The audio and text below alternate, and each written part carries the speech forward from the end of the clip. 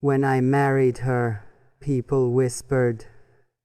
They said love was blind, but mine, they joked, was bankrupt. She came into my life with nothing, no dowry, no gold, no promises of a grand future. Just her quiet smile and a heart that believed in me more than I believed in myself.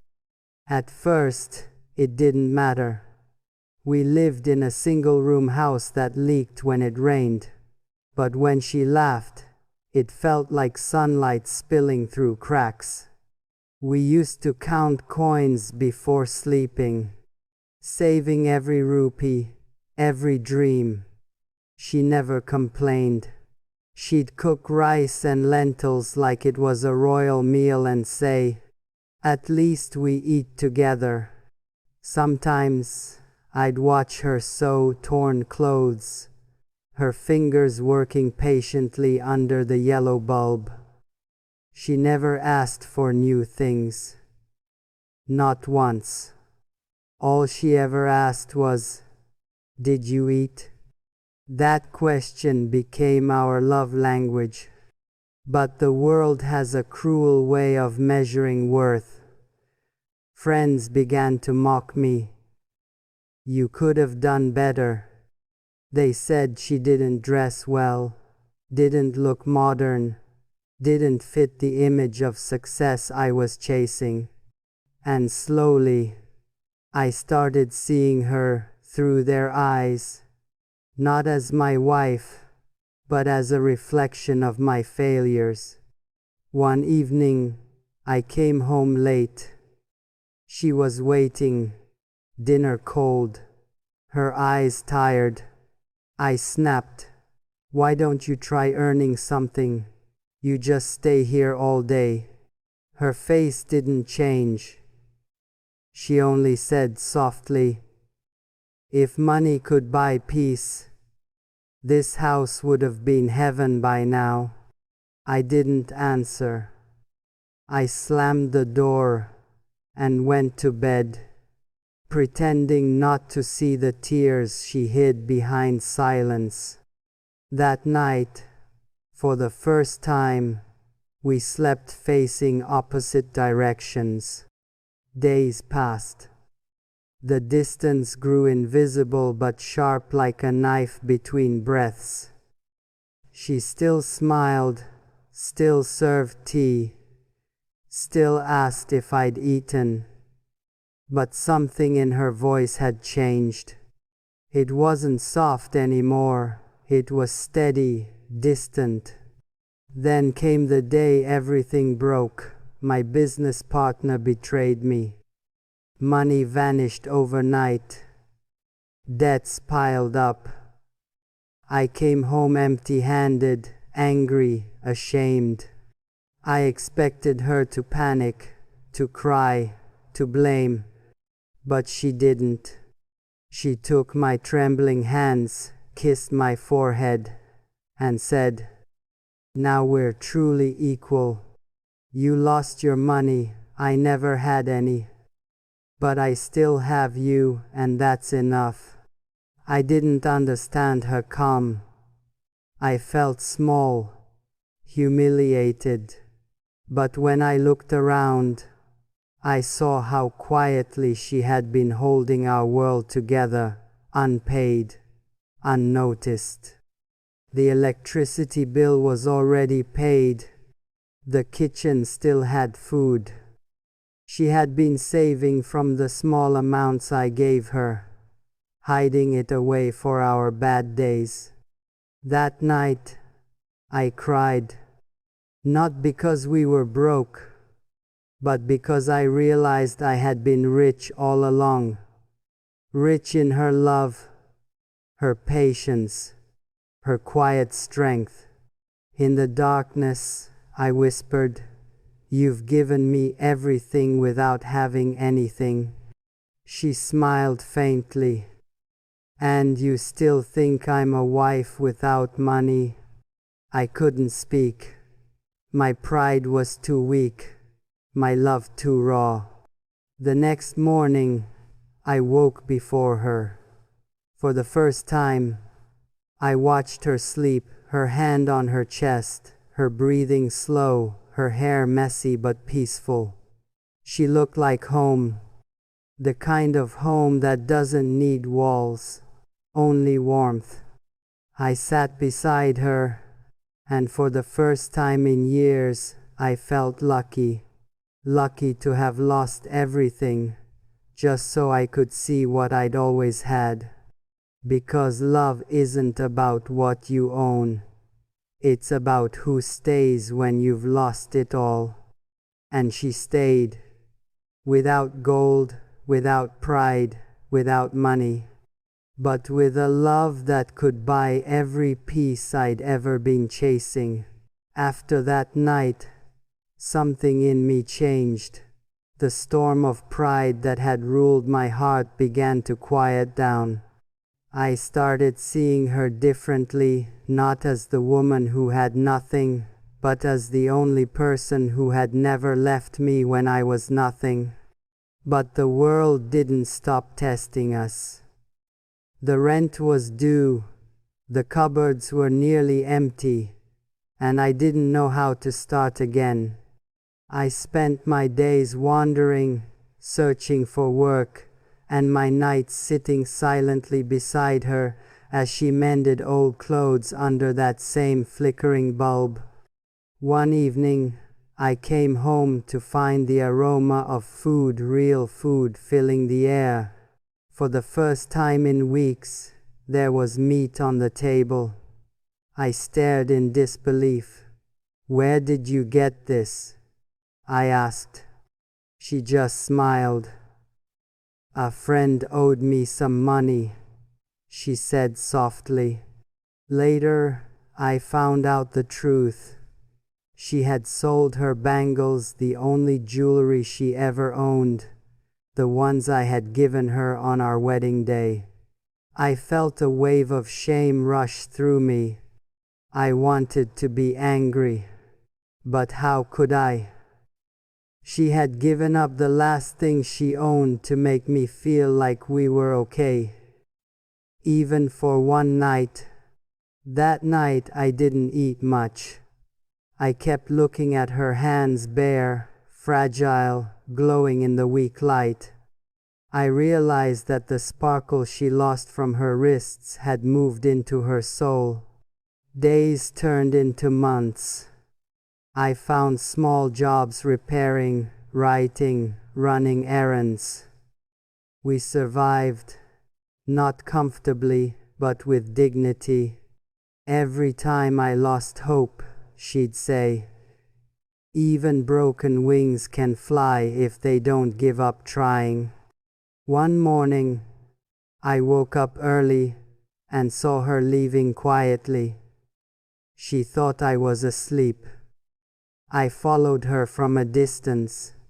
She walked to a small house at the end of the lane, where she cleaned floors, washed clothes, and cooked for strangers. My heart twisted inside me. She was working as a maid, my wife, the woman I once accused of doing nothing. I went home and waited. When she returned, her hands were rough, her eyes tired, but her smile, that same soft smile, was still there. "You're awake early today," she said. I couldn't speak. I just held her hands and whispered, "You shouldn't have to do this," she replied. "And you shouldn't have to face the world alone." Her words broke me. I had thought love was a soft thing made of roses and laughter. But hers was made of quiet strength, of sacrifice, of working in silence so I could keep my pride intact. Weeks later, things started getting better. My small efforts grew into something stable. I began earning again.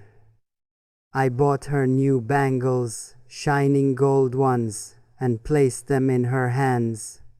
"These are yours," I said. She looked at them for a long time, then placed them back in my palm. I don't need them, she whispered. You've already given me back what I lost, your respect. Tears blurred my vision. I realized then that no money in the world could buy that kind of grace. She didn't marry a rich man. She married a dreamer and stayed even when the dream shattered. Now, when I look at her, I don't see poverty. I see wealth, the kind that can't be counted. The wealth of faith, loyalty, and love that stays when everything else fades. Sometimes at night she still asks, "Did you eat?" And I smile, not because of the food, but because that small question carries the weight of every promise we ever made. In a world obsessed with gold and status, she remains my quiet truth. My wife without money, but the richest soul I've ever known. Years passed. Life slowly stitched itself back together, but the thread was never the same. I worked day and night, built connections, made deals, and eventually, money came back into my life. Not little by little, but in waves. The same people who once pitied me now called me sir. The same friends who mocked my marriage now envied my success. But wealth changes more than your pockets. It changes your silence, your space, your time. We moved into a big house with glass walls and marble floors. Everything looked beautiful, but something inside me felt small again. She still lived, simply wore the same plain clothes, kept her old habits. She'd still ask me, "Did you eat?" While I typed messages or stared at my phone, I'd nod without looking up. Somewhere between meetings and numbers, I had lost the man who once cried in her lap. One evening, I came home from a business dinner. She was sitting by the window, her hair silvering softly under the yellow light. She looked peaceful, but distant. I asked, "Why are you sitting in the dark?" She smiled faintly. "I was waiting for you. But I think I waited too long." That sentence hit me harder than any insult ever could. I sat beside her, searching for words. "You have everything now," I said.